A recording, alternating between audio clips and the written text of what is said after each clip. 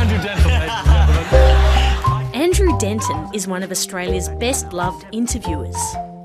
His TV career began just over 30 years ago when producer Mark FitzGerald cast him as host of an experimental ABC Tonight show called Blah Blah Blah. Hello and welcome at last to Blah Blah Blah. And they've been friends ever since. This is It Takes Two. I first met Mark, how old am I now?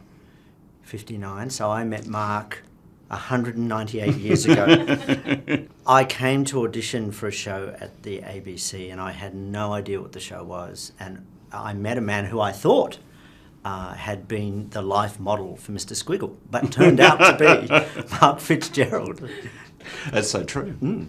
My name's Andrew Denton and I'm the work experience compere for tonight. But what we wanted was someone who'd never really been on television before, someone who could carry the show. He showed up, he had this leather jacket on, you know? And a mullet. And a leather mullet. A leather mullet.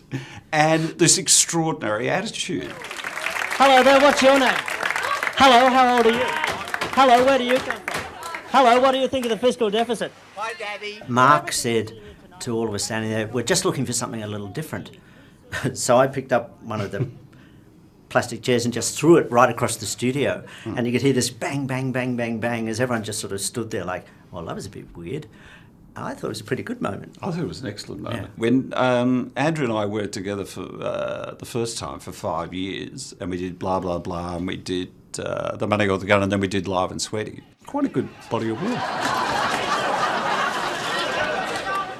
Mark is going to be working as a director for my show on Channel 7 called Interview, on which we have amazing guests. Did you send a little pair up to your mum for the Mardi Gras? Yeah, Where are the ashes? Where are they? in my wardrobe on the bench. So you made your parents go into the closet. Did I ever make you lose your temper with me? Maybe once. No. Only that time where I got his briefcase and locked some raw meat in it and put it back in his car, and he didn't find that for a while. Yeah, that wasn't good.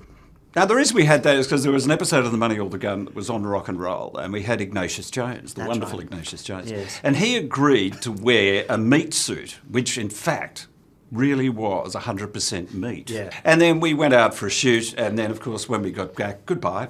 And I opened my briefcase, and of course it was full of raw meat. And Mark thanked me, didn't you? I did. Yes. I did. That was the only occasion that I went, now look. Still thanks me to this day.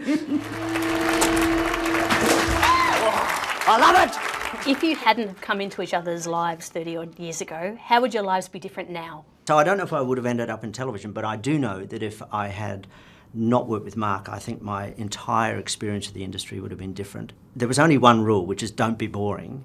I think that gave me a lot of license to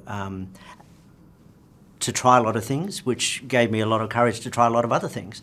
So I consider myself very, very fortunate. Andrew changed my life completely because although the shows officially didn't rate, we were doing something that no one else had done before. And with good reason, as it turned out. The thing about Mark is, beyond the fact we're always going to get just a great job as a director, he's just a lovely man to have around. He just makes me laugh. We have a stupid time. And I continue to leave meat in his car, and he hasn't found it yet. Andrew's probably the closest person I've ever worked with who verges on being a genius.